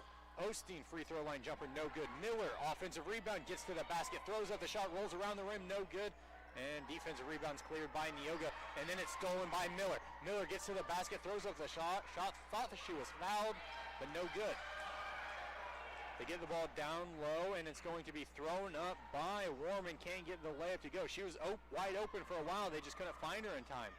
Quickly the other way goes Nelson. She gets to the rim, gets it to go, and she's got a three-point opportunity. Again, being aggressive in transition, nobody picks her up for Neoga. She goes all the way to the rim and finishes with contact once again. We got a full timeout on the floor before we get this free throw. It's 59-58. Neoga leads with 3:29 to go in this fourth quarter. It's coming down to the wire. You better stick around. You're home for Lady Indians basketball, Jack FM.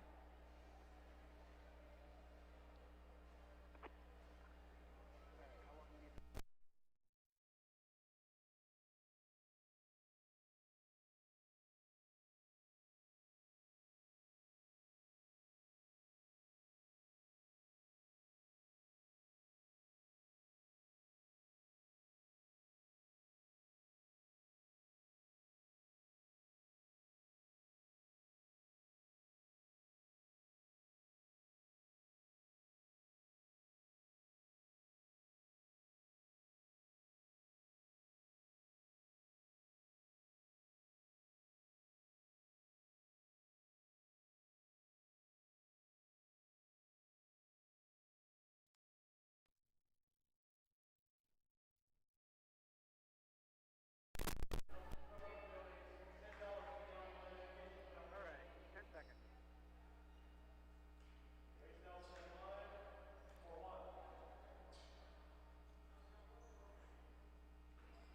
Five, four, three. Welcome back to Altamont High School, and as we come back to action, Grace Nelson's able to convert the and one. We're tied at 59. 3:20 to go. Altamont extends the full court pressure. As now they settle back into a zone defense, and the ball is going to be thrown out of bounds. They were looking to get the ball to Rammer down low, and they just couldn't connect on the pass. I had Neoga down for their 5th turnover this quarter compared to 3 only in the 3rd quarter. As it's going to be brought up the floor by Grace Nelson, and it looks like we have Grunlow checking back into the game for Altamont. Gets a screen, nearly loses the ball, does Grunlow, still keeps her dribble alive. Now she picks it up, now gets it over to Nelson. Nelson over to Runge, left wing, three. It was halfway down and it rolls out. Osteen offensive rebound, no good. Brooke Runge offensive rebound, no good. She thought she was fouled, ended up on the floor. Quickly the other way goes Neoga. Phillips goes up strong, draws the foul. And it was a hard foul that time by Altamont. Make her earn her out of the line as she can't get the shot to go. That's the one thing that you want to do. If you're going to foul, you're going to try to make sure they're not allowed that three-point opportunity, and that's exactly what Grunlow did. She picked up her 2nd foul. So the first free throw is up from Phillips. Nothing but net. It's good. So that gives Neoga the lead, 60-59, 2:49 to go in this fourth quarter. And Grunlow is going to check out, and Miller is going to come back in for Altamont. Phillips' second free throw is also good, so it extends the lead to 2. Nelson's going to bring the ball up for Altamont. Crosses half court over to Runge. Runge left side of the floor now, dribbles towards the middle. Throws it over into the corner. And they're going to try a deep two, but they're going to have a travel before the shot was off, so that's going to be a turnover on Altamont. Have that for their 4th turnover this quarter. Turnovers piling up on both sides. Full court pressure being extended by Nelson. As she's staying right there with Phillips the whole way. Now they get it over to Rammert up top. She did a lot early on in this game, been pretty quiet in this second half. Yeah. Moore has it, now back to Rammert. Looks like they're content with just milking a bunch of clock here. There's still over 2 minutes to go in this game. As Rammert has it up top, now they get it over to Phillips. Still just passing the ball around the perimeter. Now they get it over to Moore. Moore in the corner, down low to Hatton. Hatton looks to go up strong, can't get the layup to go. Offense rebound is up, and it's good by Hatton. Can't get the initial shot to go, but had the stats. Yeah, Neoga was patient early on, but then Hatton just saw an opening, and she took it, and she got the 2. As Nelson has it over to Runge, left wing. Now we're going to try a corner 3. It's up, touches nothing. Rebounds battled for. It's going to be out of bounds off of Altamont, so that's going to be out of bounds. It was Bame trying to go for the 3 that time and couldn't get it to drop. We're going to have a timeout on the floor. It's a full timeout. Altamont trails by 4 with 1:42 to go in this 4th quarter. Stick around. We got the rest of this game coming up on your home for Lady Indians basketball at Jack FM.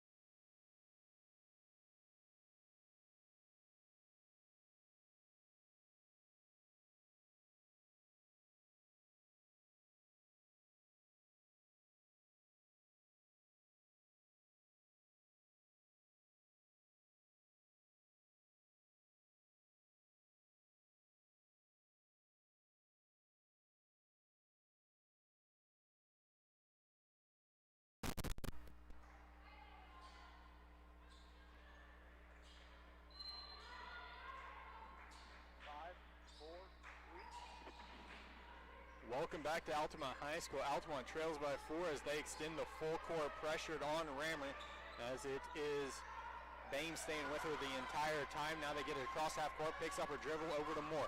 Moore dribble drives towards the basket, gets to the rim, can't get the layup to go. Offensive rebound by Richards. Can't get her initial shot to go, but gets her own offensive rebound. Ball's going to end up in the hands of Moore and Runge. We got a tie-up, and the ball is going to belong to Altamont. So 1:21 to go in this 4th quarter. Altamont with the ball. Osteen inbounds to Nelson. Runge's on the floor, so is Miller and Bame. They get it into the corner. Now they get into the middle part of the zone to Osteen. Back up top to Nelson. Now Runge has it, looks to dribble, drive, hand off. Now back up top to Nelson. She's going to try a top of the key 3. Nothing but net. It's good. With 1 minute to go, Altamont trails by 1. As it's Hatton. Hatton gets it over to Phillips. Phillips crosses half court. Now back to Rammert. Rammert with 50 seconds to go in this game. Picked up by Runge. Runge's got to be careful not to foul because she's got 4. And there's going to be a timeout on the floor. It is going to be a full timeout. So we're going to take 30 seconds with 45 seconds to go in this game. Altamont trails by 1 at 63-62. Stick around. We'll be back in 30 seconds on Jack FM.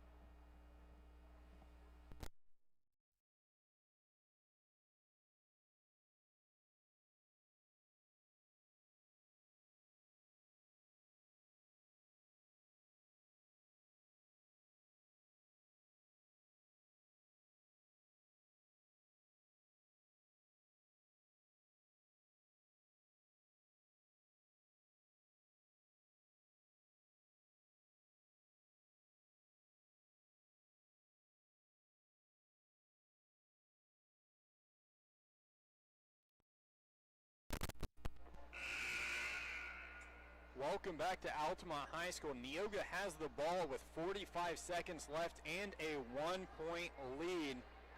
You got to think double team, try and get a steal here because you still got plenty of time. You don't have to foul. Yeah, you want to try for the steal, and then if you don't get the steal, foul, and anyone can foul really except for Runge because she has 4. And they get the inbounds to Richards. Richards looks to dribble, drive. The ball is nearly stolen away by Runge, ends up out of bounds, and it's going to be off of Altamont. They almost had the steal there, but nobody was there to corral it. I gotta hand it to her. She's still being aggressive with those 4 fouls. And luckily, it just went out of bounds if you're Neoga. Quick inbounds to Rammert. Rammert's going to dribble it back up top, being guarded by Bame. And they're going to end up on the floor. Does Runge, and she's going to foul out, trying to go for the steal. Yep, being aggressive there, and she gets hit with her foul. And so that's big because that takes a 3-point shooter off the floor.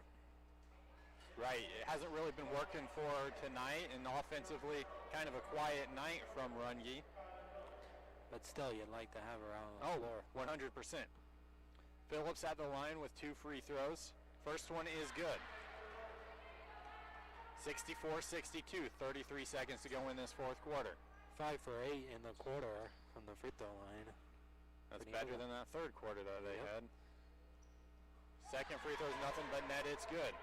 Quick inbounds to Nelson. We got 30 seconds to go in this game. Nelson crosses half court, looks to dribble, drive, gets it over to Osteen. Osteen nearly loses the ball over to Miller. She goes up strong for the layup, can't get it to go. Ball's nearly stolen away by Altamont. They need a steal here. With 15 seconds left, they might have to foul, and Nelson will commit the foul as Hatton's going to go to the free throw line for 2 free throws. This will be Hatton's second trip to the line tonight. She shot 2 free throws in that second quarter and made both of them. 65-62, 15 seconds to go in this game. This free throw, nothing but net, it's good. Makes it a 2-possession game. Yeah, I think whatever free throws woes they had early on, they've corrected that as Neoga. And we're going to have a timeout on the floor. It's a 30-second timeout. We'll keep it right here, and we want to thank our sponsors for being a part of this broadcast. People's Bank and Trust, Wet Pools and Spas, Nelson Trucking, Rogers Home Appliances, Dr. Lana Schmidt, and Beck's Auto Body Repair. We appreciate them joining us for Lady Indians basketball. Still plenty of time left. You're down 4, 15 seconds to go. Still one more free throw. We are awaiting for Neoga. But you're going to have to get that 3 ball to drop in a hurry, and you do need a little help. Yeah, you need that 3 ball to fall and a little help both from the clock and from Neoga. Missing this free throw would help, but like we said, that whatever struggles that they had on the line, they've definitely corrected them. They're 6 for 10 in the quarter. 7 for 10, I should say. So the second free throw is up from Hatton. This one's nothing but net. It's good. Extends the lead to 5. Nelson's going to pick the ball up at half court. She dribbles and now gets it over to a left wing 3. Osteen, no good. Rebound's picked up by Neoga with 5 seconds to go in this game. And they commit the foul, but a lot to ask for now. 67-62. Neoga's going back to the line. Yep, and this Phillips will go back to the line. And she's 4 for 6 in this quarter. As Phillips will be at the line, she's all alone, except for there's a couple Altamont girls down there with her. As the first free throw is up, back iron, no good. 6.5 seconds to go in this game. Altamont trails by 5. And the second free throw is up. This one is good. Makes it a 6-point game. Inbounds comes in. Nelson picks it up. Now they get it over to Bame. Bame's going to try a 3. It goes up. Banks it in. She gets it to go. And the clock kept moving. And that's how I think this game is going to end. Are they going to get the timeout on time? It's 68-65. There's some confusion on the floor. This one official is saying put 1 second back on the clock. So yeah, they didn't stop the timer after the basket went through, or the ball went through the basket, so they're going to say there should have been 1 second on the clock.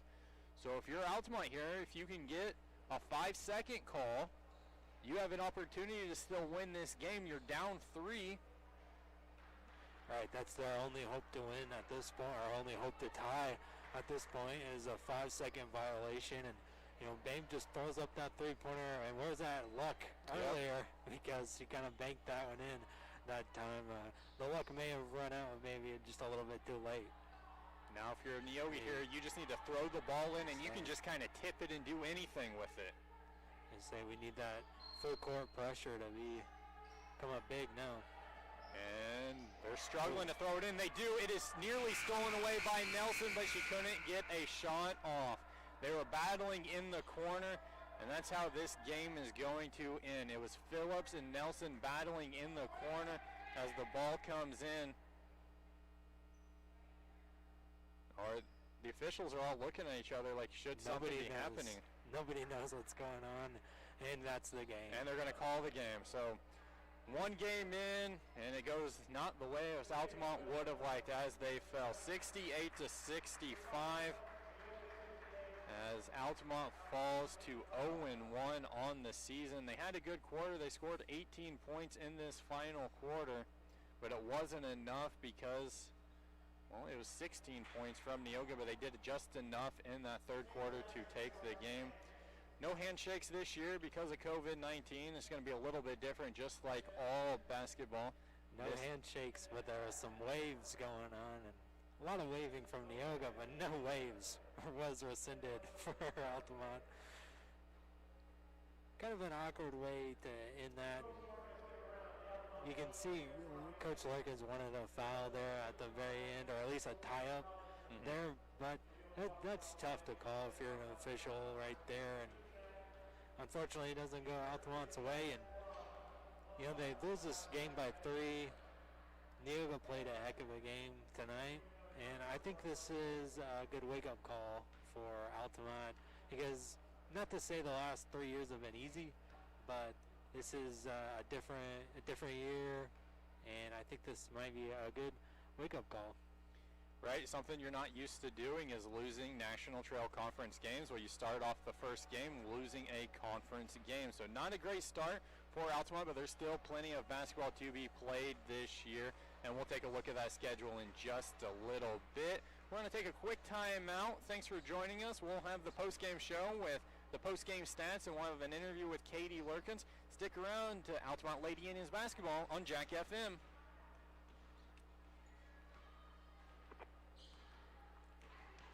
How long you want? Give me like 2.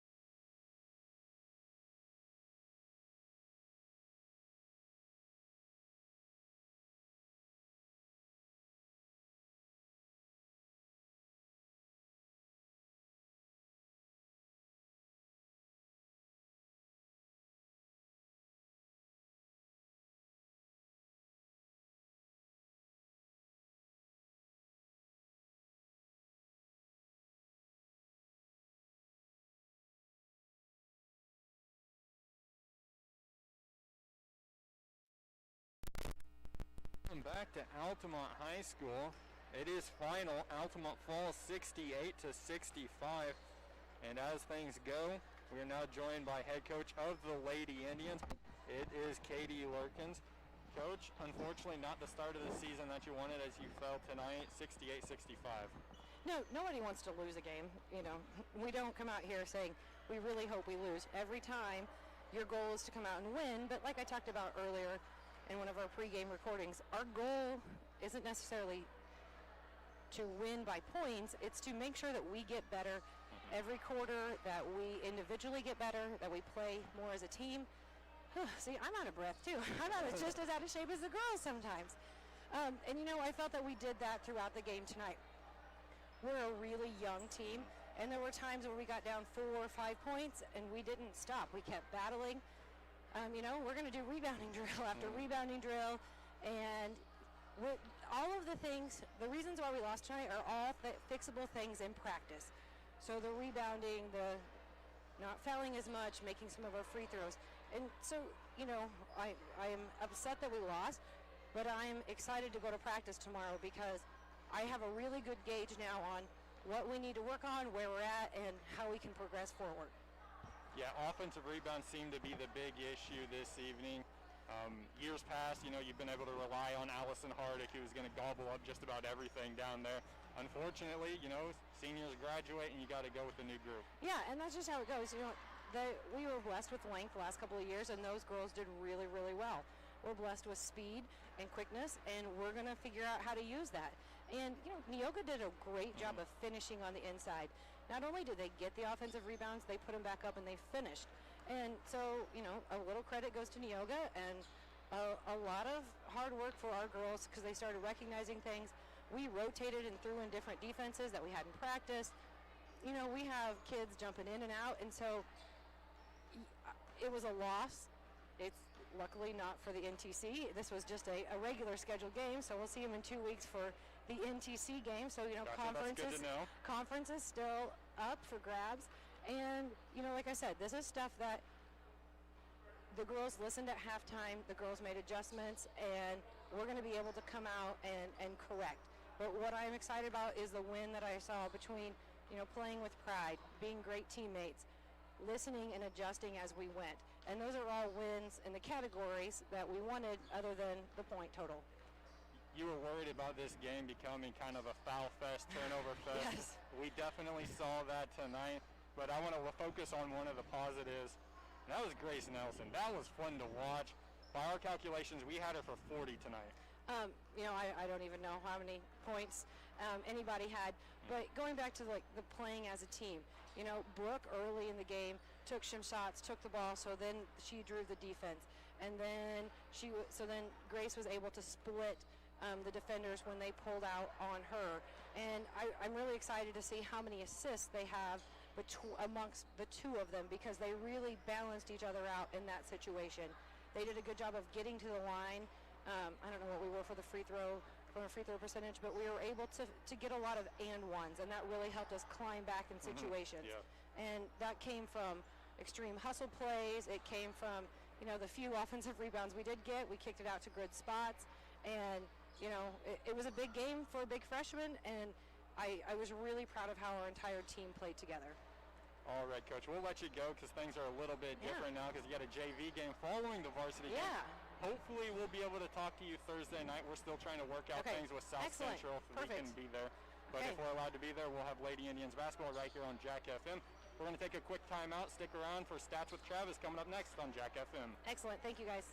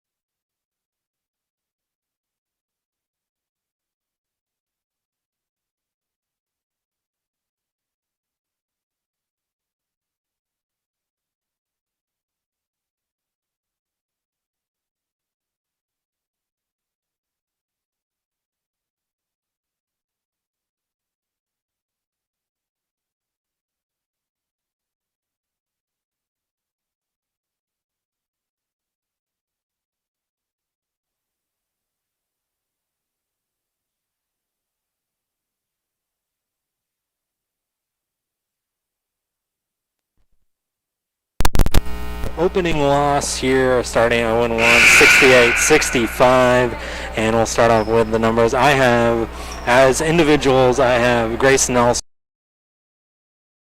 An outstanding game for the freshman. The next closest was Brooke Runge. She only scored in that first half. She shot a few times here in the second half, but she finished with 8. Claire Bowen, she had 6, and Osteen had 5, and Brianna Grinlow played. Taylor Meddy played, was in foul trouble, and Kimberly Bremer played as well. Inna Falk played, Teasley played, and they all played but did not score.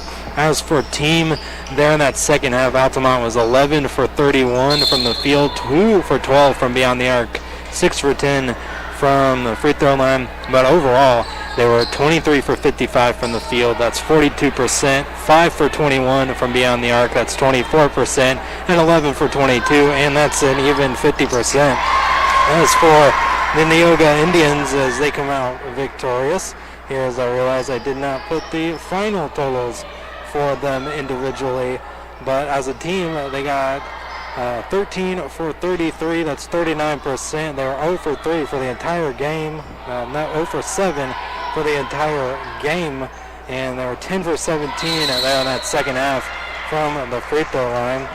And as for the scoring, as I add them up really quickly here, Hatton, she had, let's see, 12 points total in the game. Warman, she had 4 points total. Phillips, she finished with 5 in the third quarter. 14 for the game did Phillips. And Richards, she had 9 points for the game. Fearday, she ended up scoring 16 points and 18 points for the game. Trisha Moore, she had 4 points for the game, and Raymert, she was on it in the first quarter, but she was fairly quiet after that. She only scored 2 points the rest of the way, so she finished with 12 points total. And that was the look at the numbers. Altamont, they had about 18 total turnovers, and Neoga, they had 14 and 19 total turnovers for the game. And those are the stats. Awesome, great job, Travis. Again, Altamont falls in the first game of the year, 68-65. But we love that nugget that Katie Lurkins dropped on us during the interview. That yes, you were playing an NTC game, but you're playing them twice. So this was actually a non-conference tilt. It doesn't affect them in the conference standings. Other games going on tonight. We started early, so these other games are just now starting, and well, we don't have any scores from them. But Effingham and Paris are playing tonight, and Windsor Stu Straws against Cowden Herrick Beecher City. We'll have full recaps of those games tomorrow on 98.9 The Game for the starting lineup from 11 a.m. to 1 p.m. You'll be able to join Travis Sparks, Eric Fry, and myself. We'll talk about those games. We'll talk about tonight's game. We'll talk about games happening on Tuesday night, and we got some coaches lined up for you on the show. Should be a fun-filled, jam-packed one. Well, the reason why those games hasn't tipped off yet is because Altamont doing a little bit things differently. They're playing the varsity game before the JV game, and that's what's going on right now is the junior varsity game. So that's why those are some late tips. Altamont doing things a little bit differently. Yep, we appreciate you joining us tonight, but that's going to wrap things up from here. Our broadcast schedule the rest of the week, we'll have Altamont against Robinson tomorrow. By all accounts, I believe the stream will be up for that one, so you'll be able to watch the stream on Altamont's YouTube page. You'll also be able to listen to us on 100.5, 105.5, or stream us audio-wise at effinghamradio.com. Thursday night, we hope to have the game versus South Central in girls basketball. Friday night, we will have boys basketball against St. Elmo Brownstown. Saturday, it will be a double header as we will have the girls game at Decatur St. Teresa and the boys at Olney. So it's going to be a fun-filled days of Altamont Indians basketball. We're happy to have it back, and I hope you're ready to play because we're just going to sprint off and just give you all of the basketball that you could ever ask for. So we're going to get out of here. Thanks to Travis Sparks for doing a great job. Thanks to Derek Warren back at the studio getting us on and off the air. We appreciate what he does. Appreciate Ross Cornett doing a great job with the video and the stream. I'm Braden Brown telling you to have a good night, and thanks for joining us for Altamont Indians basketball on Jack FM. All right, you guys are good to